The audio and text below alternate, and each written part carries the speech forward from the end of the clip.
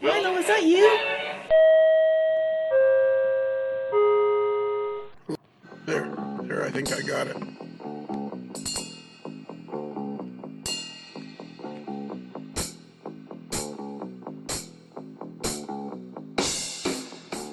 Yes, sir. Well, now that's not being quiet, is it? I said, Dave, or Bruce, I says to the guy, I says, just be quiet for a minute. And he goes, yes, sir. Yeah, well, are we keeping score already? Yeah, well, I think we better start keeping score right off the bat with this guy. Exactly. Yeah. Well, but now we're hinting at what we're getting into, so we might as well get underway.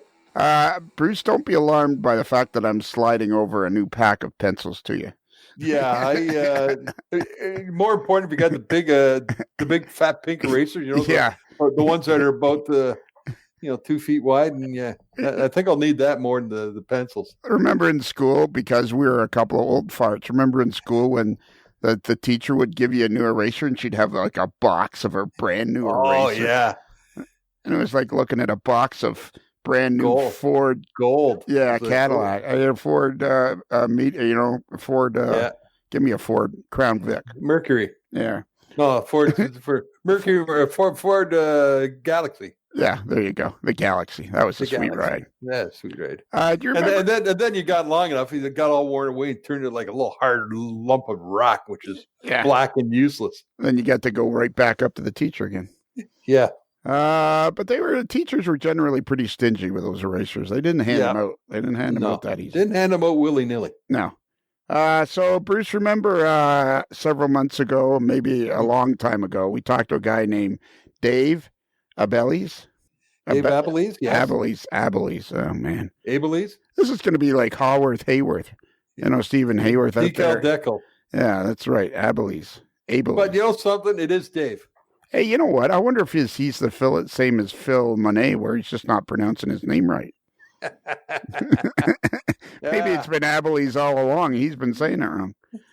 Yeah, well, although we can ask him to clarify it again. Yeah, exactly. Abeles. I like the name. I like the sound of Abeles. That's a good name. Yes. It sounds like a Chuck Berry tune. Yeah, Abeles, what can't be true? Yeah, and if you type in Abeles Gang, New Jersey, it comes up with him and his dad and his brother. Yes, and some wanted posters. Yeah, and some very annoyed women.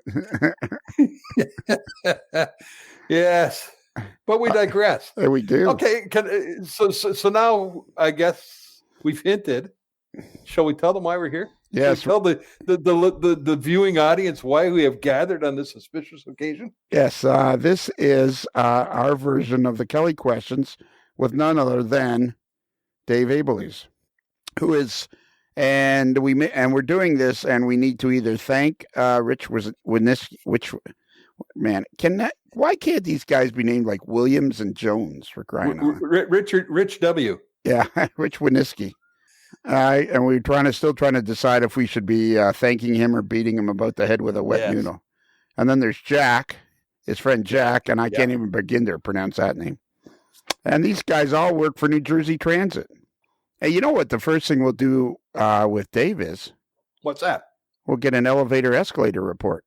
There you go. All right. Give us an update from last time. Yeah, exactly. All right, Dave. Dave, come on into the studio. Well, it's good to be back, you guys. Good to see you again. Yeah. Did you ever leave? No. Attaboy. Can you give us an elevator escalator update for the New Jersey transit system? I can. We're looking at the escalator 14 is still working on the poly chain. Escalator 8 is back in service. All right. We were hoping escalator 8 get up. That's like a key one, isn't it? Yeah, that's a key one. That's an important one. It comes down. Yeah, we deal with that all the time at Newark Penn Station. We got Elizabeth still out with that door repair. Cranford is still getting his midlife modernization. I like that term, midlife modernization. Yeah, that was my elevator escalator guy came up with that, and I'm happy that he did. Hey, you know what I'm thinking? Maybe they need some elevator music. Yeah, we can send them the AML CD of elevator music. Yeah, that would be perfect. Free of charge. Yeah, wouldn't that? They'd love that. I'm sure they would. You can't get too much of that. All right, carry on. Carry on. Where's the midlife or redo happening? That's at Cranford. Oh, okay. Which line is it on? Raritan Valley.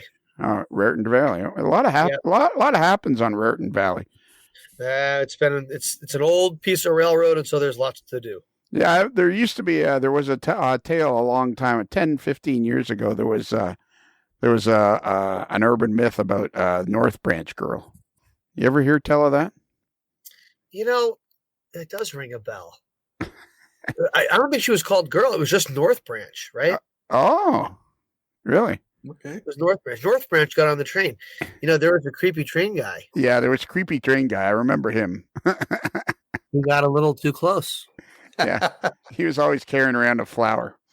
Anyways, okay. So, all right, Dave, we're going to remind everybody that you're a manager on the New Jersey Transit System, and you are in charge of all the stations. How many stations do you have to supervise? I supervise 155 stations. And some of them are owned by other railroads. It's 166 if you include everything. The ones that I directly manage are actually 156, I should say, 156 stations. But some of those are owned by other railroads. 30th Street Station in Philadelphia, being a prime example. The Newark Airport Station is owned by the Port Authority, actually not by NJ Transit. But most of the stations in the state of New Jersey are owned and managed by New Jersey Transit. Okay, pardon my ignorance, but so New Jersey Transit goes all the way to Philadelphia? New Jersey Transit runs to Philadelphia, but only from Atlantic City. All right, so it goes to Atlantic City and then to Philadelphia, or there's a break, or it's a separate line altogether, or what? That's a separate line altogether. So the spine of all these Northeastern Railroad commuter operations is the Northeast Corridor. Right. So that runs from Boston to Newport News via D.C., Philadelphia, Boston, New York, what have you. And so our Atlantic City line comes up from the south to Philadelphia on a former Pennsylvania Railroad, Pennsylvania Reading Seashore lines. And then the Northeast Corridor connects 30th Street Station in Philadelphia with Trenton, which is where our service picks up again. So they'll cycle equipment up and down that part. We have trackage rights, but not for revenue service. All the revenue service between Trenton and Philadelphia is either SEPTA or Amtrak. And SEPTA stands for? Southeastern Pennsylvania Transportation Authority. All right. Where's the main yard for New Jersey Transit? We've got several. Each line has a yard at the end point, the western end, Railroad West, away from New York City. So there's one of those at Port Jervis, one of those at Suffern, one of those at Dover, Port Morris, Raritan, Morrisville, which is actually in Pennsylvania, but on the Northeast Corridor line, Bayhead and Long Branch on the coastline, and then Atlantic City in all the way down south. Wow, this is very cool. Very, very cool. Very, very fun talking to you. Okay, well, I'd love to talk some more about that, but that was for another. We actually did a 37-part trilogy with you, so everybody can refer back to their notes and go back to that to find out all the information about this stuff. So tonight, what we're going to do is we're going to give you a series of hard-hitting questions that gives people a chance to learn more about you. And you have give us a 1 minute, a 60-second synopsis or recap of your model railroad. My model railroad is the HO scale Onondaga Cutoff, which is named after Onondaga County in central New York. It is a fictional bypass on the New York Central Main Line of downtown Syracuse, New York. The fictional part is that it was built in the 1930s as part of a bypass around downtown Syracuse. We operated as Conrail, so it's a former New York Central route, operated as a trunk line double track railroad with full CTC as Conrail's bypass around Syracuse. About 50 trains a day. It's been under construction for about 10 years, 11 years, been under operations for about 7 years. And it's a blast. Takes about 15 people to operate. And we enjoy it every single time. How often do you operate? We operate monthly on the second Saturday evening of the month. Wow, okay. Saturday evening. Onondaga, so it's ONONDAGA cutoff.blogspot.com. So if people want to go check it out, that's where they go. Stephen Hayworth, I know you'd like us to put the link up, but I'm one man. I can only do so much, Stephen. Come on. So listen to Stephen, get a pen and write this down. Onondaga cutoff, ONONDAGA cutoff.blogspot.com. Okay. We have a tinfoil helmet for you to put on. Don't be alarmed by the fact that you're being strapped into the chair. It's for your own safety. It's for your own safety. It's just a precaution that we use here so that you're not allowed to leave. And I will get the questions out of the vault, as that's because we keep them there to keep them fresh. The vault is air conditioned. Totally climate controlled. It's a very nice place. Yeah. So, you know something? We should probably put the shrimp in there. Yeah. You know what? That's instead of leaving it sitting out in the green room all the time, we should put the shrimp in there.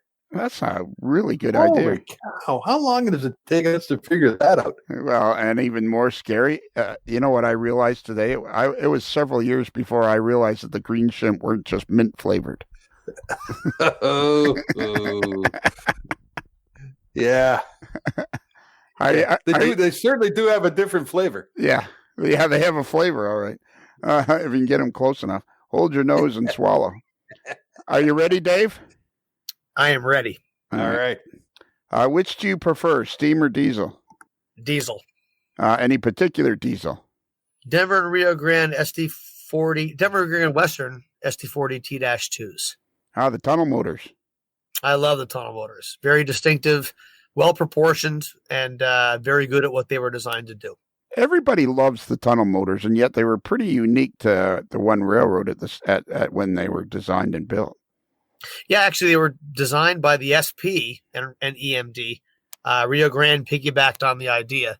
And you know, I love a lot of different locomotives, but I do love the Spartan cab design of both EMD and GE. I love that the look of a car body that people access because people run the railroad. So I love that you have all these different ways to get up to the cab, the different windows and the configurations. But yeah, if I had to choose one, there's a lot of EMDs and a lot of GEs that come close, but that tunnel motor is very unique. So then I guess it's natural to assume that you model the Rio Grande. I model engines from the Rio Grande, cars from the Rio Grande. I've taken pictures on the Rio Grande, but I do not have Rio Grande on my layout at this time. Okay, we'll get to that. That seems like a bit of an odd story. So what's your favorite prototype railroad? My favorite prototype railroad would be the Rio Grande, the Denver and Rio Grande Western in, I would say, about 1980, 1985. Right. So then probably your layout is based on the Rio Grande? A lot of mountain scenery, a lot of tunnels. Yeah, I gave some serious thought to it. We looked into it, but no, my layout is based on Conrail in Central New York in 1994. Of course. Makes perfect sense. Totally logical. Yeah. Totally logical. Totally logical. I got a feeling this, are you sitting down, Bruce? We could be in for a long one here. You could be. I'm firmly planted. Are you ciphering already? I'm ciphering. All right. If you're rail fanning, would you rather photograph the trains or ride on them? I'd rather photograph them. And you ride on them every day on the way to work and back. Which is a part. I love riding trains. I love riding trains. You know, years and years ago, you guys interviewed Jason Sharon on your podcast, and he mentioned something that really resonated with me. That his favorite time to ride a train is during inclement weather.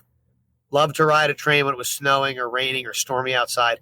I couldn't agree more. There's something so continuous about rail transportation. I love riding trains, but if I had to choose, I'd be photographing. Perfect. And I'm assuming you can ride any part of. You must on. So okay. So let's assume. Let me get out some. Let's assume you're working at the New York. You're working at the New Jersey Transit headquarters, which is right down there at the end of the Raritan line, and there's a problem in Chatham on the Morristown line. I'm assuming you just jump on the train and away you go? Certainly, that's a possibility as long as the problem is still accessible by rail. If there's a tree down in the wires or something between Newark and Chatham, obviously it's easier to drive in that case. But one of the interesting parts about managing people at transit is I've got somebody who's based out of Summit, which is just down the line from Chatham. And even though they go out and look around at different systems, different parts of the railroad as part of their daily inspection series, I can usually jump on the phone, give a call and say, hey, George, if you wouldn't mind, it'd be great if you could scoot over to Chatham. We got a problem there. Okay, Dave, no problem. I'll be there in half an hour or 20 minutes. Out they go. All right. Excellent. Makes sense. Let's see. Let's carry on here. He has people. I have people. Yes. There you go. Only my people sometimes argue with me. That works every way. Okay. If you could time travel, what era of railroading would you model or go back to model? To model or just to experience? Well, to experience, yeah. I think if I could time travel and go back to a railroad to experience, it would have to be the Syracuse area on the New York Central water level route in 1948, 1949. Okay, that's a good. I was thinking he might go to the Rio Grande, but all right, cool. Believe me, again, it's a tight. I love a lot of this stuff, and the Rio Grande in the 80s would have been on Tennessee Pass, or what a show! Yeah. But the sheer volume of the nation's economy that moved through Syracuse or Altoona. I mean, pick your trunk line in the east. Right. But I love the New York Central. I love the class. I love their innovation. Al Perlman is a railroad president. So I've looked up to him my whole life, ever since I learned what he was doing and who he was. Ironically, he rescued the Rio Grande from bankruptcy before he came to the New York Central. So I've got two very important railroads to me that have the same presidential style.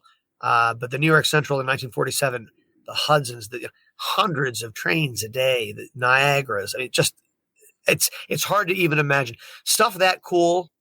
I'm convinced it never really happened. It's a figment of our imagination. It's black and white pictures in a book. Cool. I like that. That. That's a good way of putting it. What was your first model train? My first model train was a 1982 or 1983 Tyco Silver Streak train set with a sort of Santa Fe looking Alco C424 in 1980s molding, with a bunch of cars, a Union Pacific flat car with trailers and a BN gondola that was green, a Ralston Purina Pet Chow refrigerated boxcar with a checkered sides and a blue roof. I remember it clearly. Every train set came with a Ralston Purina car. Let me ask you this question then. This might segue beautifully into this question. Okay, so if you're model, say on your present day layout, and you have a gondola, and you want to simulate a particular gondola load using cereal, what brand of cereal would that be? It would be I think it could be Honey Nut Cheerios. Okay, that's a good answer. We've never had that answer before, Bruce. No. Of course, we never had the question before. No, that's the first time we've ever asked the question. and brother Ben, if you ever hear this, that one's for you. Yeah, there you go. Your brother's name is Ben. My brother's name is Ben. I bet he's probably aged quite a bit, eh? Being your brother. Yeah. Yeah. Let's just leave it at that. Yeah, let's just leave it at that. What's your favorite model railroad scale? O scale. Oh, okay, that's cool. And have you ever done any modeling at O scale? Yes. Only a handful of 2-rail models, a bunch of 3-rail models, for my best friend Jack Trabacchino, who is a 3-railer from when he was a little boy, and I've helped him kit bash and paint several engines. Does he have any kind of a 3-rail layout, or? Not right now. Not since that fateful night when my dad told Babby that he was moving on. Yes. So for those of you who have just joined us and never heard the original, apparently Dave's dad was dating a lovely woman named Babby, who had her husband had passed and had a beautiful 3-rail layout in the basement, and you and your friend Jack spent 6 years getting it up to speed and running again. And then your dad decided to tell your at Babby's granddaughter's graduation, decided to give Babby the old heave-ho. Yeah, I don't think he intended it to be that, but that's the way it worked out.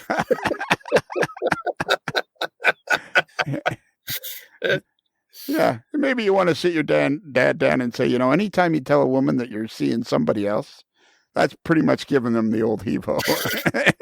I take after him though. I do learn, but I learn slow. Yeah. Okay. Favorite model of? Oh, okay. So if O scale is your favorite scale, is it true or false? Is N scale dead? No. Yeah. A little tip for you: if you're ever going through Somersville, I believe is it Summit or Somersville or Somerset, New Jersey, and a cop named Joe Desmond pulls you over, just tell him you love N scale. Okay. You'll be good to go. Yeah, his is one of the railroads that came to mind. Him and Eddie Kapuscinski, another interesting Conrail N-scale modeler. Okay, those are the two that have convinced me that it's still going. So here we go. Yeah, exactly. N-scale is pretty cool now. It runs so well. That's the difference. Major difference. Yeah, major difference. What's your favorite model railroad? Whoa, I'm gonna have to say the La Mesa Model Railroads Club Tehachapi Pass layout and HO scale. Okay. Have you? That's just the one in San Diego in Balboa Park? That's correct. And you've been there? I've been there once, traveling with Jerry Diedzik of who lives not too far from me in New Jersey, and one of our mutual friends, Tom Schmieder, another guy that lives in New Jersey here with us, who's building himself a Delaware Lackawanna and Western layout. So the three of us traveled out there to meet a bunch of people from all over the country to be part of one of their timetable train order operating sessions on the La Mesa Club layout. And it's as close to actually doing the real thing as I've ever experienced in model. Unbelievable. The distances they model. And the thing goes up like 45 or 50 actual feet over the course of the 30-mile route. Wow. So it's just spectacular. I mean, it's one of my favorite places in the world to rail fan. And model railroading, they capture it closer than anybody I've ever seen a model railroad capture anything. It was incredible. That's awesome. And next time, if we ever interview you again, you'll have to tell us all about that trip as well. I hope you're making notes of the things you need to talk to us about. Yeah, I have some notes here that I wrote down and realized that, like you said, it's the 37 episodes won't be enough. We'll probably have to do 38. Okay. Okay, here's a good question for you. Who's the most influential model railroader for you? Ooh. Is that a general question? If I may ask a clarifier. Hey, hang on. I believe we've done about 60, 70 rounds of the Kelly questions up to this point. I don't know exactly which round this is. Bruce? Yeah, I'm erasing and ciphering. Hang on a minute. Okay. Sorry, yes, you had a question? Yeah. Is this sometimes my writing skills aren't that great. Let me read this question to you and see if it who is the most influential model railroader for you? Does that sound, is it as proper English? Like, does it make sense to you? The number of times I've heard that before, I would say it's a fairly straightforward question. And the number of times that all the people who've run through the Kelly questions have answered it, it seemed to be a fairly straightforward question. Yeah. So I can only conclude that Dave could be in a little bit of points trouble here. Yeah, because I've never had anybody ask me if they could clarify. All right, Dave, let's try this again because you're new to the Kelly questions. It's your first time out. Yeah, we'll give you a mulligan. Yeah. Who is the most influential model railroader for you? Did he leave, David Bruce? Bontrager. All right, go ahead. David who? David Bontrager. Wow, there's a name I haven't heard. Tell us a little bit about David. David Bontrager was a regular model railroader author in the late 80s through the 90s. And he would take blue box models or Athearn models of the assembled sort. He'd find used things. He'd kit bash things. He'd pull stuff out of the Atlas box. And he would improve them. He would super detail models. And this was back in the day when Model Railroader regularly had super detailed model articles in their magazine. And as a kid with no access to super detailed anything, it was amazing to watch these models that came out of the box become something really special. Like, I mean, he had the details, the weathering, the story, the research that he did. And it inspired me to start to detail my models as well.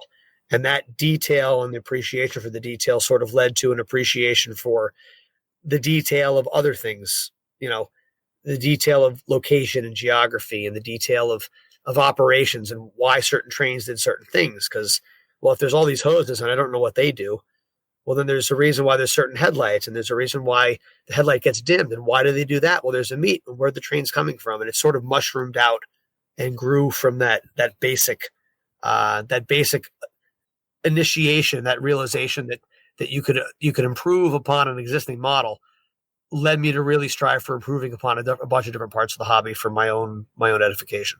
That is a great answer. His name was David Bontranger. Bontranger. Bontranger, I believe. He did a couple of Rio Grande Tunnel Motor detailing articles. He actually went from that to a BN C30-7 and then did a Conrail B23-7. It was all over the map as far as what he was detailing, but it was beautiful work. And I didn't even know what a pin vise was, because again, I didn't come from a background where anybody knew what that was. So those articles made me ask questions at the hobby shop, and the guy was like, "Oh, we don't have that here. We do RC. You got to go down to the Model Railroad hobby shop in Piscataway, New Jersey." Oh, okay. So I begged my parents to drive me an hour down there, and that's where I sort of discovered this whole side of the hobby where you could super detail. So can you, off the top of your head, remember where his articles may have been published? It was Model Railroader, consistently. And I don't remember which issue, but if you were to go to, I could probably have to see it. No, that gives people a rough idea, or go track him down and stuff. I know people. David Bontranger. And I believe, in fact, I read a couple months ago that he recently passed away, having lived a good life. But I looked forward. I just couldn't wait to get Model Railroader every month. It was my only link to the hobby for 10 or 15 years early on in life. And 10 years, because I met Jack at 10. So yeah, they were central articles for me. Very important. Cool. That's actually an excellent answer. Don't you think, Bruce? Absolutely. Too bad we had that little hiccup at the start of it. Yeah. But maybe he made a pretty good recovery. Yeah. He certainly made an excellent effort trying to recover, but yeah, so like he fired out of the bunker and put her within about 3 feet of the pin, Yeah, exactly. Okay, Dave, select one of the following as your favorite: bench work, track work, scenery, or electrical. Track work. Okay. And quickly, the track work on your layout is what? It's a combination of flex track, store-bought switches modified for certain spaces on the railroad, a couple Central Valley switches that I use the tie kits in the rail, and you hand lay the rail over the top of the ties, and just a little bit of hand lay to see if I loved it. Okay. And did you? I liked it, but I think the flex track looks better. Oh, all right. Good answer. I like that. Good observation. If you could give somebody starting out in the hobby just one item and cost was no object, what would it be? This could take a while, Bruce. You might as well settle back there and get ready. You know what, Bruce? You know what we need? The Major League Baseball has instituted a pitch clock. Yes. I'm thinking we should at least have some discussions about the 25-second time clock on the answers. So the one thing I would give to a model railroader just starting out in the hobby, when cost us no object, I would give them unlimited time and unlimited travel with the person that got them into the hobby. Wow. That's interesting. That's an interest. So you mean like the person that got him into the hobby, the two of them could travel to different layouts or ride different railroads, that kind of thing. They could do as they see fit. My central point with it would be that I think the hobby is better when it's done with other people. And I think that you can learn a lot from other people. And one of the challenges right now with social media is that we meet people and they're all over the world. I mean, if I could spend a week with Pele Solberg, for example, whose work I look up to unbelievably. I mean, the guy is just, as far as modern stuff goes, he's one of the legends. Or Lance Meinheim. Yep. I mean, I would just not work for a month and I would just go hang out. So how can you give a bigger gift to someone that's just getting started than to give them unlimited time and resources to spend time with somebody that's inspiring them? Right. Okay. That's a great answer. That's another great answer. It makes perfect sense about Pele and Lance. The only thing I should tell you, and try not to take this the wrong way, but both of them have told me that in no way give you any information about how to contact them. So no, that doesn't surprise him. I'm a creepy train guy after all. Yeah, exactly. Where do you buy most of your model railroad supplies? I buy most of my equipment from either Train World, Trainland in Brooklyn, New York, Lombard Hobby in Chicago, or it used to be Caboose Hobbies out in Denver, although they've had a harder time filling stuff lately. Scenery stuff comes from a variety of places, mostly Scenic Express in Pennsylvania, and a lot of my DCC stuff has come from Tony's Train Exchange in Vermont. All right, and do you have like one online supplier that you kind of go to on a regular basis? I check a variety. I look at MB Klein a lot. I look at Lombard a lot. I usually bounce that off Tony's Train Exchange and try and find if one place has most of what I need at a time, I'll order from them to try and save on some of the shipping costs. Okay. A couple more places you might try are Midwest Model Railroad out of Independence, Kansas. It's Independence in Kansas? Missouri. Yeah, I knew that. Damn. That is a very confusing area. It's pretty close. It's right next door.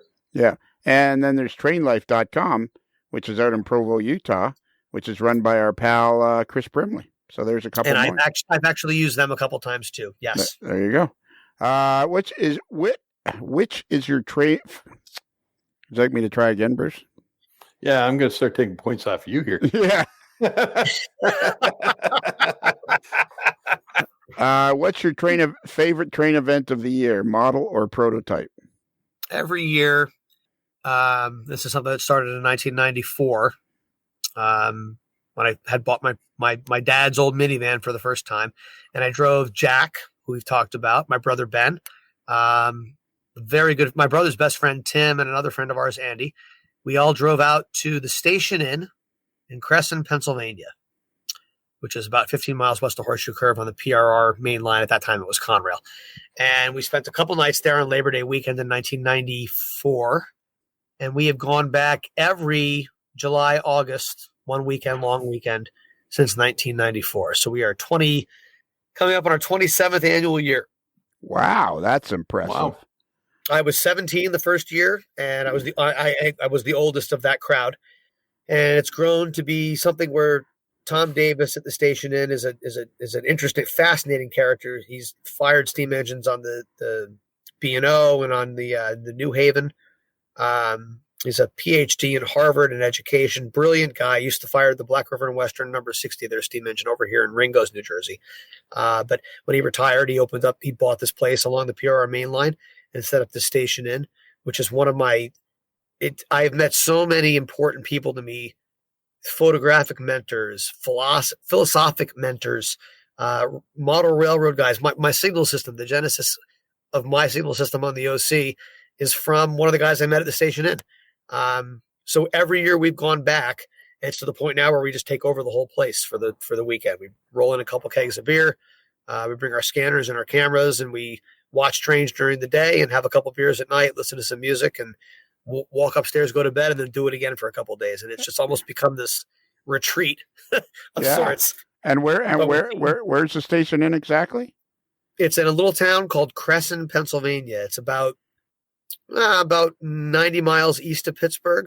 Okay, yeah. I have a rough. PRR main line, just west of Altoona, west of Horseshoe Curve. It's just outside the tunnel, isn't it? It's only about 4 miles west of the tunnel. The Tunnel Inn is another place, another Railfan B&B that's just literally right outside the tunnel portal in Gallitzin, Pennsylvania. But I would recommend the Station Inn if you've never done it. It's special. It's dedicated to rail fans. It's dedicated to railroad people, railroaders and rail fans alike. Stay there. Tom is an amazing character, and he's He's 86, 87. He's had some health concerns. He's feeling better these days, but he's getting on in years, and it's worthy of a stop. And so we've already got it scheduled for the weekend that bridges July and August of 2020. We'll be all going. The whole crowd will go out there again.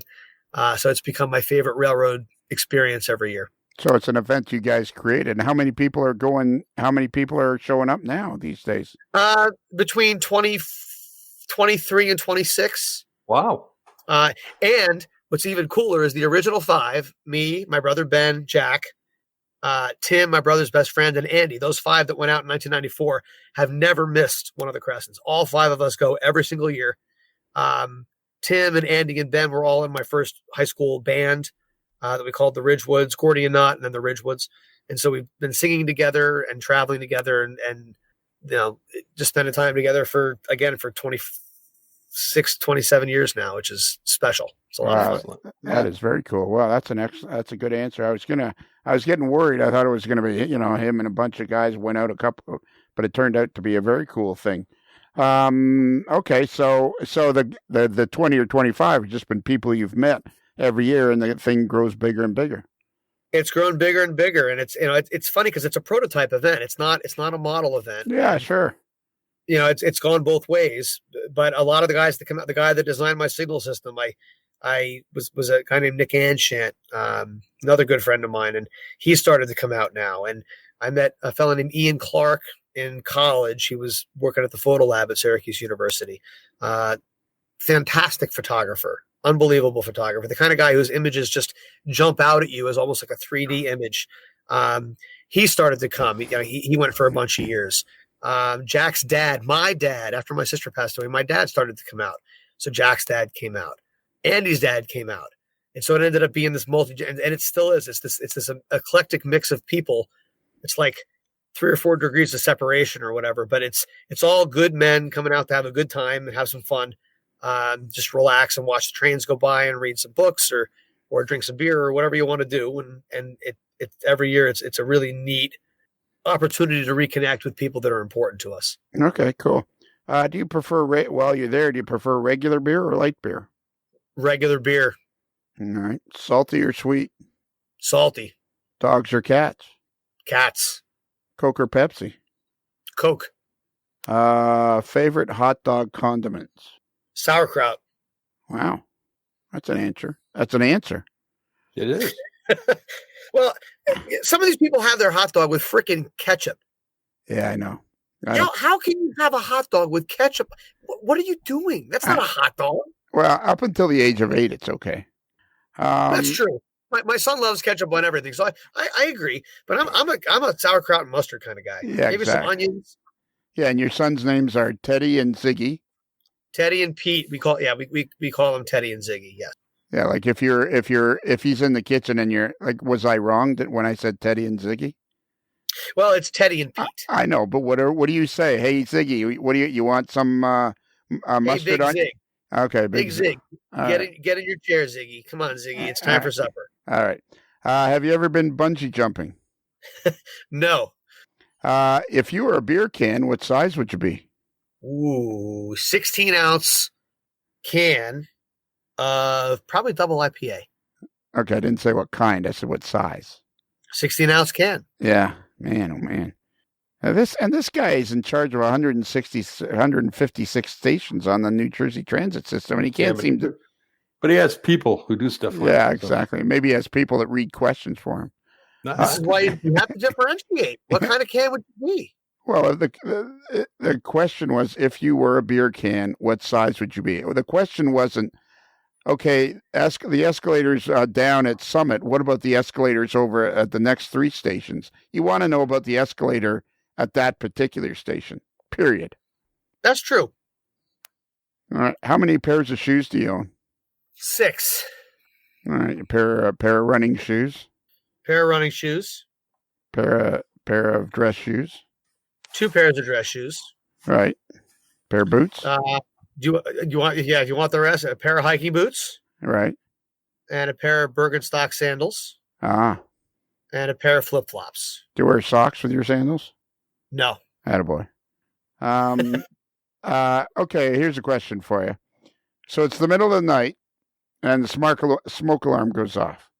At the end of the event, it turns out there was a very small fire and very limited damage was done to your home. But nevertheless, the smoke alarm did go off. So you get your wife and your kids and you hustle everybody outside of the house. You pull on your sweatpants, and the T-shirt you grab to throw on is a railroad T-shirt. Just a railroad T-shirt. Yeah, probably a C&J T-shirt. Okay, that's a good answer. When you're listening to the Kelly questions and you hear Jason Clockey's answer to that question, pay close attention in case you're ever asked the Kelly questions again. Okay. What's your favorite kind of pie? Rhubarb. That's a good. I like rhubarb pie. Don't you? Do you like rhubarb pie, Bruce? Did Bruce fall asleep? I hate rhubarb. I hate rhubarb with a passion. There's not enough sugar in the world you can put on rhubarb to make it taste good. All right. Yeah, I think you might lose a couple of points for that, Dave. No, he can have his own. He can have, but all right. My personal feelings won't come into it. They're very well. That's very commendable of you, Bruce. Although banana cream would have gone a long way. Yeah. Oh, I love banana. Yeah, it's good. What was that, Dave? I love pecan pie too. Yeah, man, you can't go wrong with pecan pie. What's your favorite Bobby Goldsboro song? Ooh, what was the name? The only one I know is called Honey. So I guess that's by default my favorite song. And also, it's the right answer. That was digging. I'm impressed. Okay. And do you know why it's Honey? No. Because it's the only hit he ever had. Well, then there we go. Although somebody did throw out another Bobby Goldsboro tune out. Oh, he had other tunes. He recorded it. Totally. Yeah, he recorded other songs. There's no doubt about that. But he won a Grammy Award in 1968 for that one. Yeah. Well, wow. Okay. Yeah. Can you do a few bars for us? Oh my gosh. No, I can't. And also a great answer. If you were a superhero, what sort of powers would you have? Oh, time travel. Wow. Okay. What do you think your costume would look like? I think I would dress like an angel with working wings. And that way, when I traveled through time, I could fly on top of it, and I could see whatever I wanted to see. It'd be perfect. And people would say, "Hey, look, there goes an angel." Right, and it would be like, "Oh," and then everybody would be inspired, and life would be good for everybody that encountered me, which is not usually what happens. Exactly.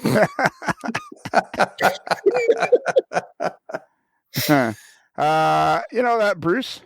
Yes. I really don't have anything for that. He wants to be a superhero time travel, which is good, but he wants to dress like an angel with wings. It's an answer. It's an answer. I got a feeling I already know the answer to this question. Have you ever had a brush with the law? Yes. No kidding. Would you care to expand on that? I would. And? Well, a couple different traffic tickets was just no big deal. But once I got kicked out at Selkirk Yard in Conrail days. And it was the only thing I was happy about when Conrail broke up is they got rid of their police database. At least that's what I was told. So I went from being in Conrail's police database for driving into Selkirk Yard to being not in the database anymore. So that was good. Oh, that's good. Yeah, I like that. Well, and you have all those New Jersey transit yards you can wander around in too if you want. Yeah, as long as I'm careful, that works out all right. Have you ever been on TV? Yes. And in what capacity was that? I was watching a poorly attended but fantastic lacrosse game between UVA and Syracuse in the Carrier Dome. And it was televised, much to my surprise. It ended up being the first game of the year, and it was the Carrier Classic or some sort of kickoff to the lacrosse season. So I was in the first row because there was nobody there, and they caught me cheering and then using vulgar words because I didn't like how the play went, which was more embarrassing than I care to admit. And then there was another time in the Syracuse marching band. it was a great 4 years to be at Syracuse because Donovan McNabb was playing quarterback for the football team. So the marching band, we ended up going to 4 consecutive bowl games. And I think it was the CarQuest Bowl, which at the time I believe was in Jacksonville, Florida. I was in the trumpet line playing during the halftime show, and the camera was right in my face. And my sister called me after, and she's like, "Oh my God, you were on TV!" And it was pretty funny. Oh, so that's cool. That's the claim to fame. It's part of the marching band. Do you know when the CarQuest Bowl will be this year? I do not. Okay, it's this Saturday, December 28th. There we go. That's about the same time as it was when I was in it, 20 years ago. Yeah. Who's your best friend? Jack Travachino. Jack Travachino, and we got to talk to that guy. And he is he's in charge of the scheduling for the New Jersey transit system. Correct. He's much more concise than me. Yeah, I think he'd have to be. So it's a good combination. What's your favorite zoo animal? My kids. My kids are my favorite zoo animals. Yeah, see, now this guy's kind of a New Jersey smart aleck, and he kind of gets himself into jams, Bruce, because so now where we're at is what's your favorite zoo animal? Mm-hmm. He's got 3 kids, so now he's going to have to choose one of his kids as his favorite. Ziggy. Wow. Well, you know what? I can never podcast this because in case your kids hear it. They'll understand. And if I had to choose an animal, I would say tigers. I love big cats. Too late. We already passed that question. Yeah, fair enough. Yeah, that's in the off ramp. Well, long past. Yeah. Baseball or hockey? Hockey. If you could choose only one professional sports team to root for, would it be the Detroit Tigers or the Toronto Maple Leafs? Toronto Maple Leafs. Good answer. That's a great answer. If you were stranded on a desert island and it would be with just one person could be with you, would you prefer it to be with Bruce the Mailboy or Lionel the Evil Overlord? Bruce the Mailboy, because Bruce is a geotechnical engineer and we'd find water. Huh. Okay. What's your favorite podcast? A Modeler's Life. That one's easy. All right. There you go. All right, Bruce. Well, it's that time. Okay, let's start ciphering. Well, right off the start, he couldn't follow instructions, so a few points off there. Asked for clarification on a question. So, yeah, I took a few off there. But then he made a remarkable comeback on that one. Like I say, he's like, go to the bunker to 3 feet from the pin. So that was pretty good. He had some excellent answers to some of the other questions. The beer can, okay, an 18 ounce, but we didn't want to know whose name was on that. So a few points off that. Zoo animals is kids. Yeah, I can see kids being a zoo, having had 3 myself. Okay. What else we got here? Okay, that and that. So we got a gazintas, a minus. Oh, holy cow. Are you ready for this one? Are you sitting down? Yeah, Everybody sitting down? I'm sitting down. 3.915. Wow. I know. Holy cow. I was surprised. That's crazy talk. It is almost crazy talk, isn't it? All right. For me, the guy just kind of he's just one of those guys that kind of grated on you. Yeah.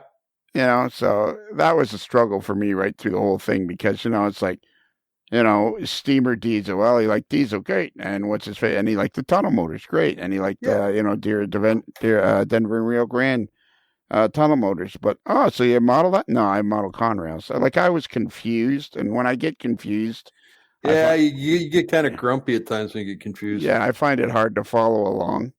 Yeah. And although I did like his answer about time travel and would want to go to Syracuse. Yeah. And he didn't know it, but he was the first one to ever be asked the cereal question. What cereal would you put in your gun? And he came up with Honey Nut Cheerios is a good one. Yeah, exactly. I was kind of his favorite model railroad scale was O scale. Yes. But then at that point, I started to pick up a pattern. Denver and Rio Grande is his favorite railroad. O scale, Conrail. Yeah, O scale is his favorite scale, but he's modeling an HO. Yeah. So at that point, he's kind of like a rebel. This guy's a rebel. Yeah.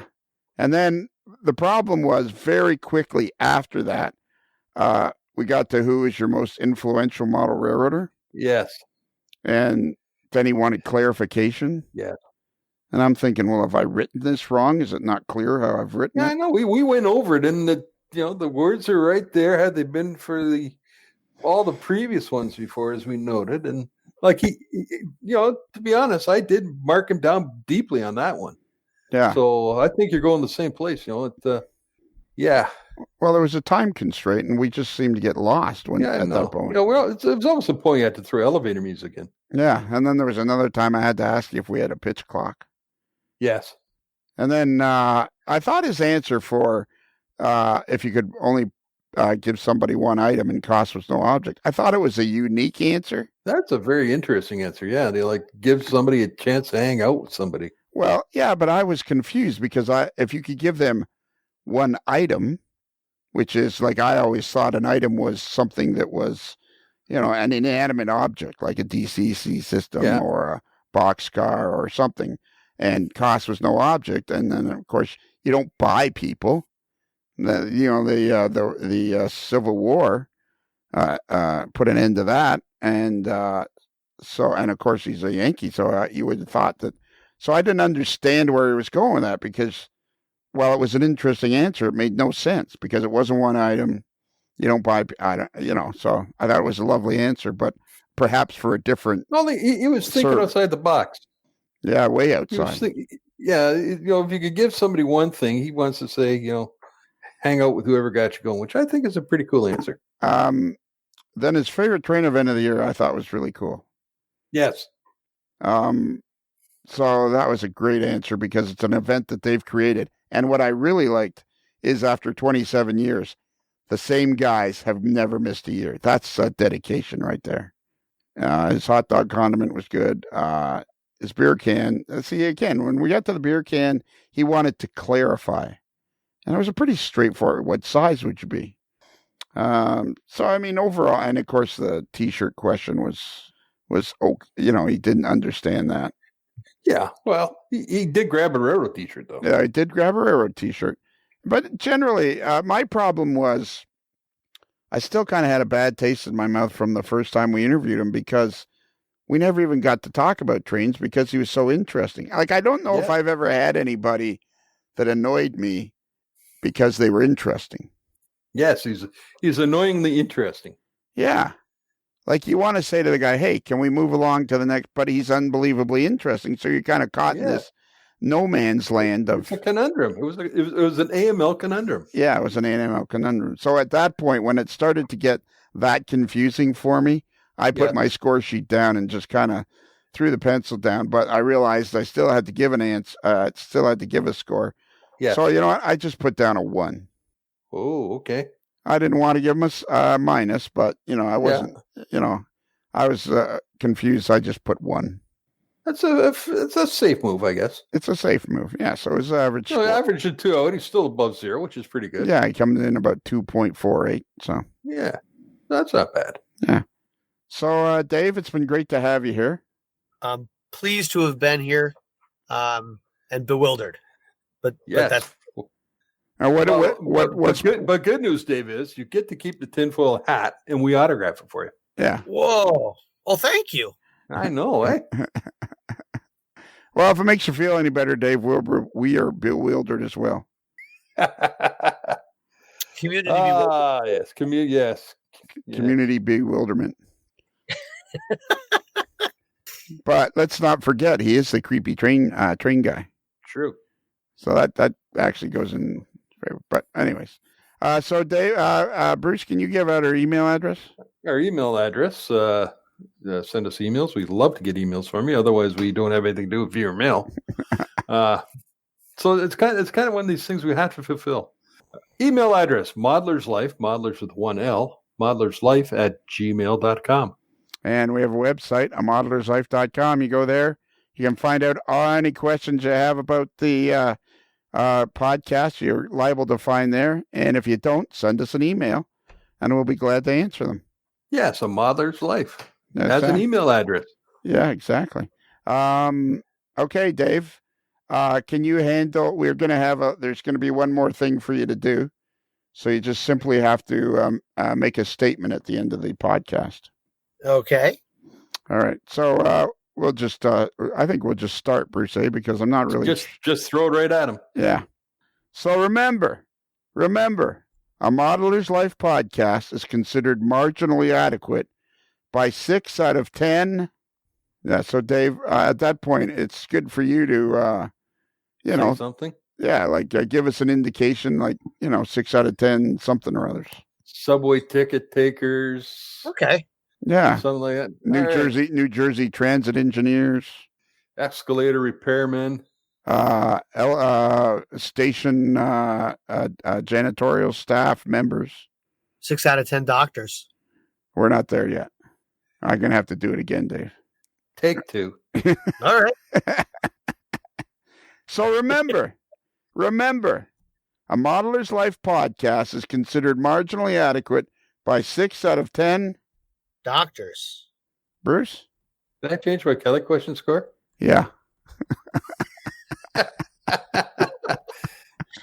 My bewilderment is continuing. Yeah. Yes. This is a great. Well, and I guess I'm confused because you say you listen to the podcast while you're riding the train.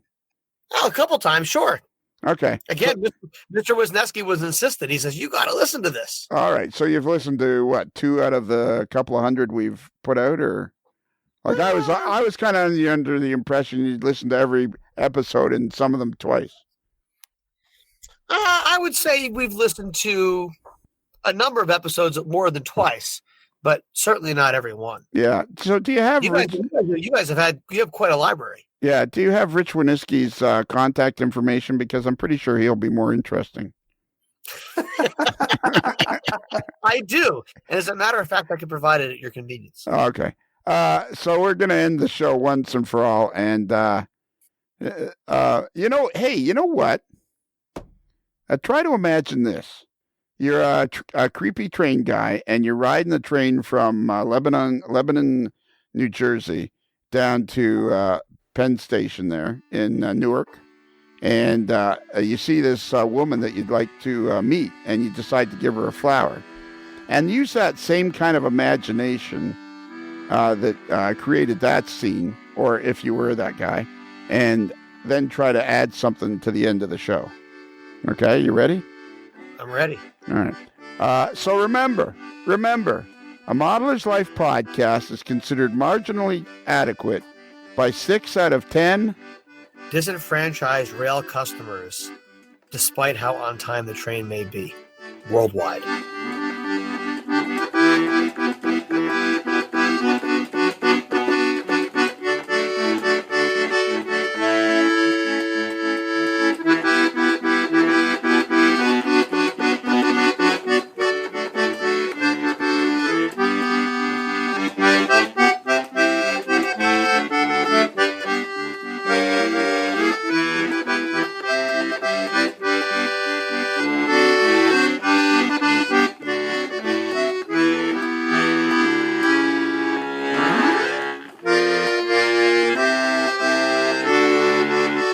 And now it's time for the New Jersey Transit Elevator Escalator Report.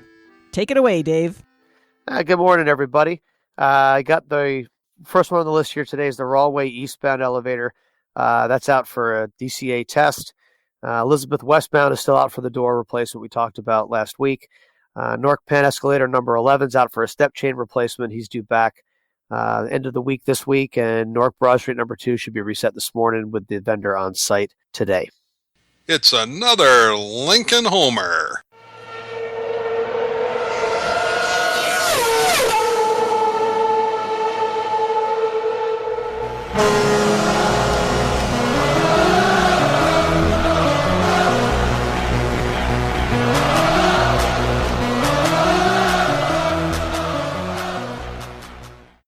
That was good, Bruce. That was getting there. Yeah. Only took 3 takes, but he got it. Yeah.